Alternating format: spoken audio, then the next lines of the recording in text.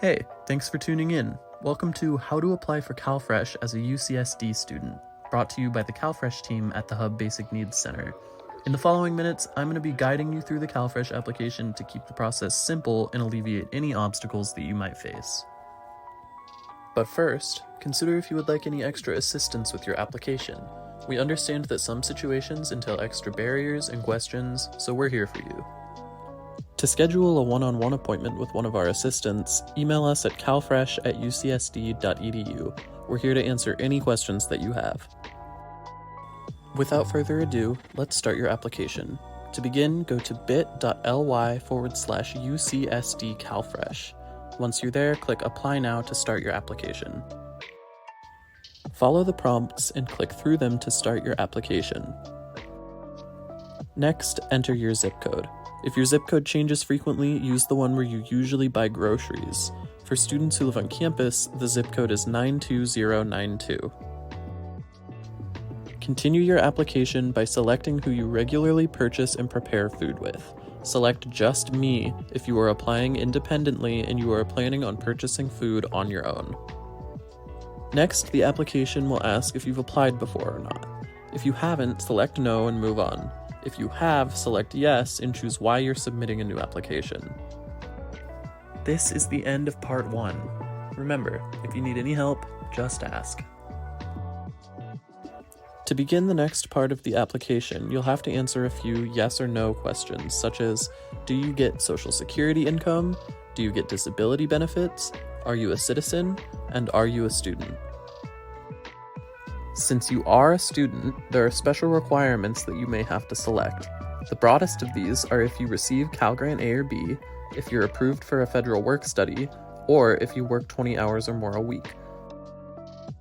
If none of these options apply to you, additional programs and exemptions are available. Out of all of these, you only need to select one to qualify. Select whatever applies to you and keep going. Now let's talk about income. You'll have to answer some simple questions about self-employment, such as working under Uber or Etsy, loss of jobs in the past 30 days, money from other sources such as VA benefits or Social Security, and finally, if you make any court-ordered payments of child support. For students with jobs, you'll need to report that income as well. This can be done by providing either an hourly wage or an exact amount, whichever is easier for you depending on your situation. After you've input these totals, click Continue. After reporting income, you'll now have to estimate the total money you have on hand. This is a combination of any money you have physically plus any money you have in a bank account. This can be a rough estimate rounded to the nearest zero, so don't worry about being exact. Once all of your earnings are evaluated, the application will give you an estimate of your income. This number will look different for everyone, so if it looks different to you for some reason, don't get discouraged. Keep going with your application. Next, we'll go over living expenses. You'll be asked to disclose any monthly living expenses that you pay for. First, if you pay rent, you will input the monthly amount that you pay as an individual. Afterwards, select any utilities that are billed in your name. Students who live on campus are not billed any utilities, as these costs are included in your rent totals. You're making great progress. The application is nearing the end, so keep going. Remember, if you need help, we're here for you. Feel free to use us and our resources. Now it's finally time to put in some of your personal info. This will include your name, birthday, social security number, contact info, and any identity preferences that you have.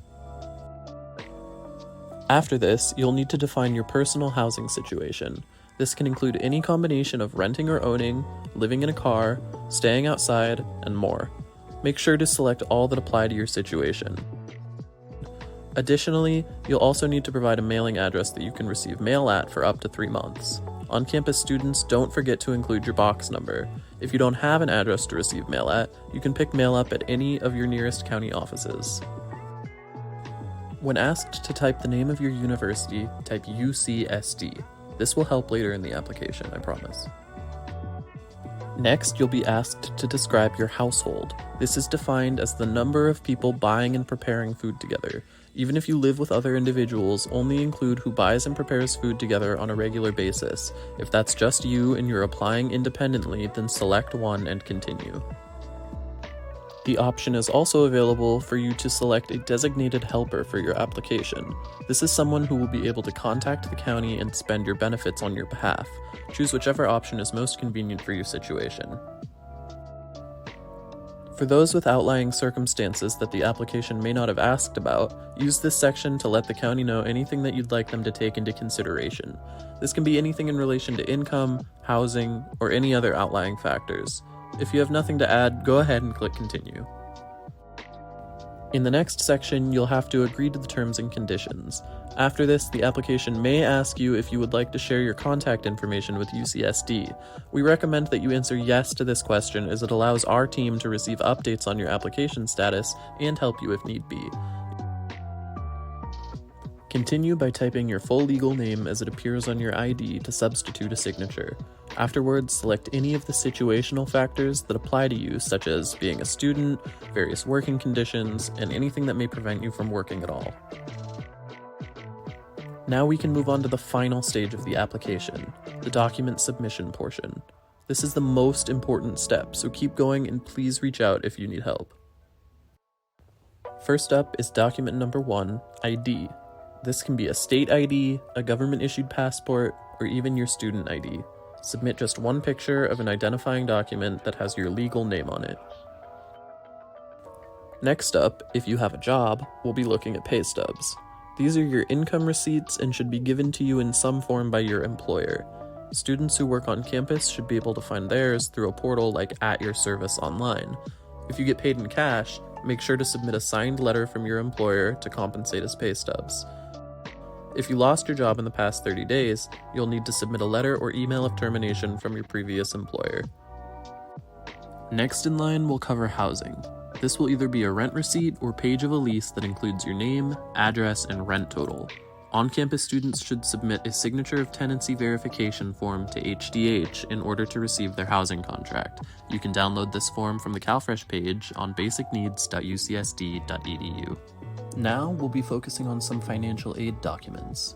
For everyone, this will consist of your financial aid award letter, which can be found through the financial aid tool on Triton Link. For those of you who receive Cal Grant, you will have to additionally submit your CSAC award letter. This should have been emailed to you by the California Student Aid Commission once you applied and were awarded through FAFSA. If you don't have this document for some reason, you can reach out to us and we will help you. You can always submit this later. To substantiate that you were enrolled as a student, you'll have to submit your student schedule. This can be found on WebReg. We recommend that you click Print to be shown a PDF version of your schedule that has your name at the top. You can either save this PDF or screenshot it and then upload it. Finally, we'll need you to submit some additional documentation. This is called an ROI, or Release of Information.